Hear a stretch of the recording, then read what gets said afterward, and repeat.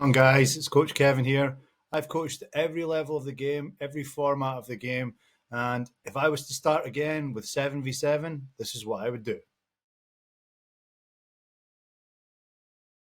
So today I'm going to take you through the 7v7 format, give you some practical tips and focus on four key areas that I would be looking to improve as a seven-a-side coach. Let's go. Within my community, I've collected all of the resources that I used when I coached seven-a-side, and I would use those again. They have been refined over many years. There's lots of websites out there that have different resources, little bits of literature. There's a lot of information about 7v7 out there. But for me, it's easy to come to one place and access that information. And because I've used this information before, I'm a little bit biased and I'd probably use it again. So first thing I would do is I'd go to my classroom at the seven-a-side level, and you can see here I've got different folders with different areas of information. But the first a bit of information that I think I would want to pick for my team is what am I going to play formation-wise this season? I need to understand those formations. So in terms of the formations themselves, in our match day folder, we've got some formation guides and we have a handy seven-a-side formation guide. Now, these are my three favorites. They're not the only formations you can play at seven-a-side, of course not. But these are my three favorites, and they're my three favorites from a development point of view. So I think these formations could be used for different development purposes. So the 2-3-1 is a great starting formation for players who are just coming into seven-a-side and they need to adapt to the format. Two defenders, three midfielders, one striker. Again, formations are just starting points. As the game progresses, they're going to be more fluid and they're going to be less rigid as you see them on the screen. But this gives you an excellent platform for players to gain lots of repetition of defending and attacking. 1-4-1, again, a different formation. Not a lot of people play this, but if you want your defenders, and I would rotate players around positions, but if you want your player in the defender position to get lots of 1v1 practice, this is a great formation for you to play. That player will be 1v1 or even 1v2 in some games if the opposition play two up front. And that would be a great learning curve because for me, at seven-a-side, if you can master the 1v1 defensively and offensively, then you will end up a pretty decent player. Last formation, it's one of my favorites, is 3-2-1. Now, this formation starts as 3-2-1. It gives you a bit of solidity at the back, but it also gives you those two midfielders in there. So if you want to play one that sits and one that goes at nine-a-side, this is a good starting formation for that. The three defenders are not rigid. The two outside centre-backs can become wing-backs. They can get forward. They can help. And it translates nicely into a 4v3 or a 4-2-3-1 at 11-a-side. But most importantly for me, it creates lots of different passing triangles and lots of different options. It also places players in lots of 1v1 situations as the game progresses.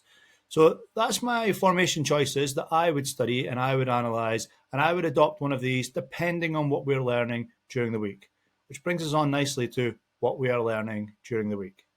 Resources over the year, resources that help me become a better coach. And I've put them all in my community here. And one of the most valuable things to help me determine what to coach, when to coach it, and how to coach it is my 360 TFT game model. It is my life's work.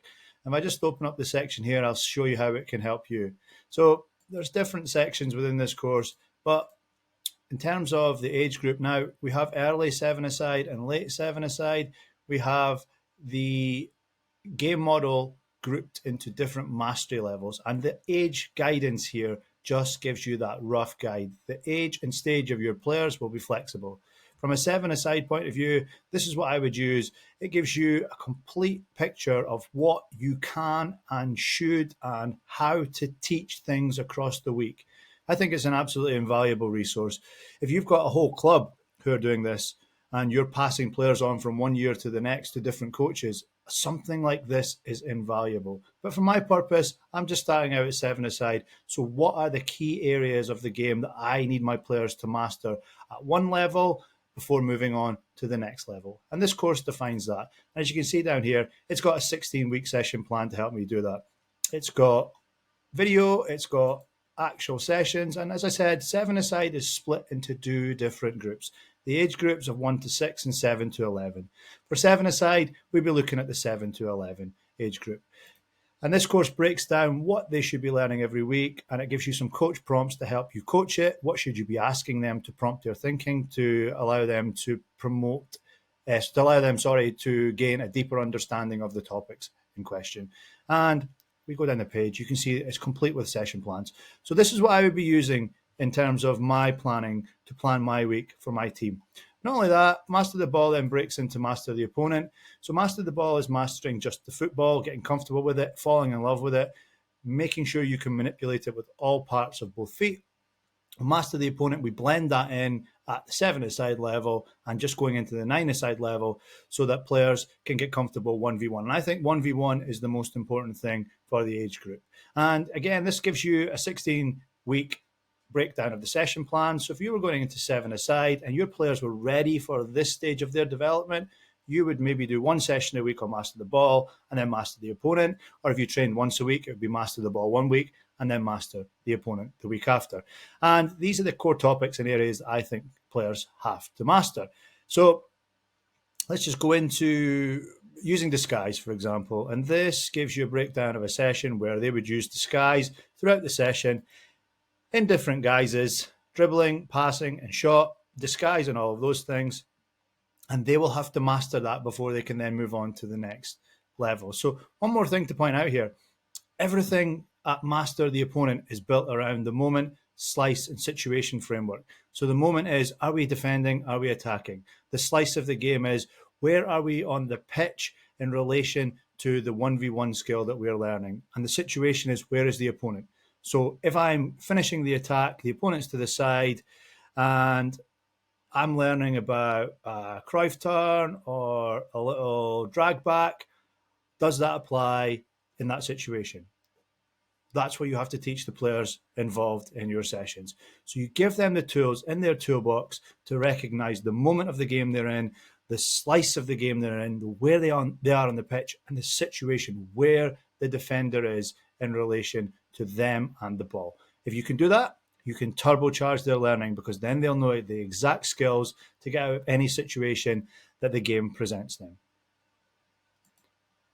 So that's the game model. The game model, again, it just prescribes what you to do at different age groups, how to do it, and it helps coaches along that way. It is a framework. You can lift it and lay it into your sessions. You can lift it and lay it into your clubs, but it gives you that little bit of flexibility to add your little bit of coach magic on top of it, because your environment is your environment.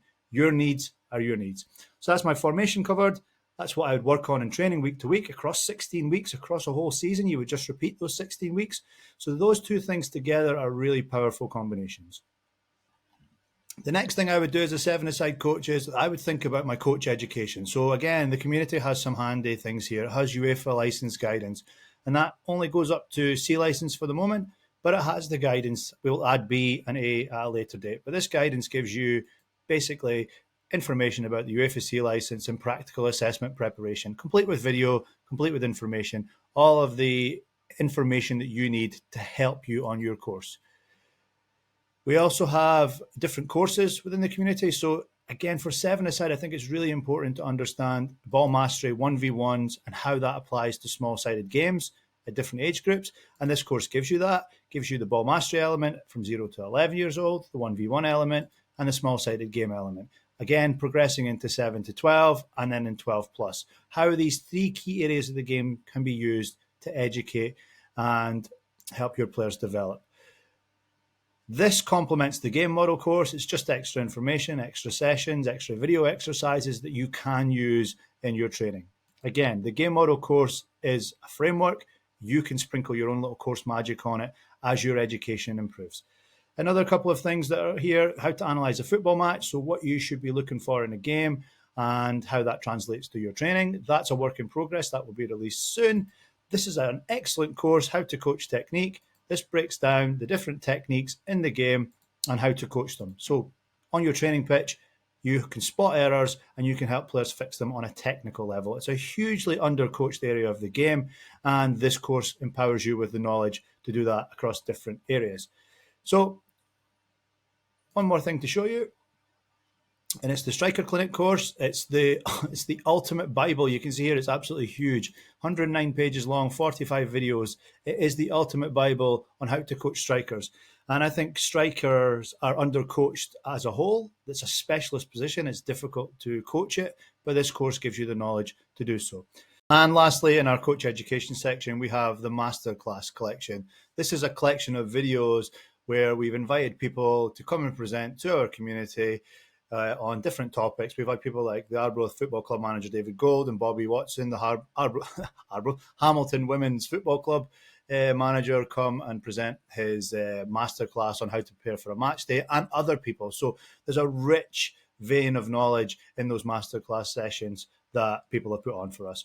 So just to sum up what we've seen so far then, we have formation information. Picking your formation is key depending on your development outcomes. We have a whole game model so that you know what to coach, when to coach it, and how to coach it.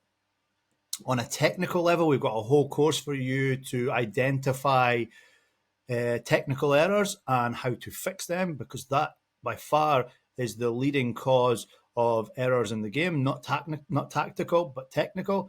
And we've also seen that you can increase your coach education. These 4 pillars are absolutely huge for coaching 7-a-side, where players are still developing their technical skills, their tactical skills, and they're still developing in line with you as a coach. So if I was starting 7-a-side again, this is the route I would go down. I would target those 4 key areas, and I would increase my knowledge of both, and I would increase my planning of both.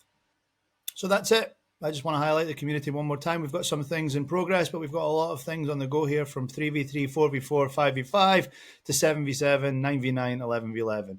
This community is absolutely huge. 1,200 coaches.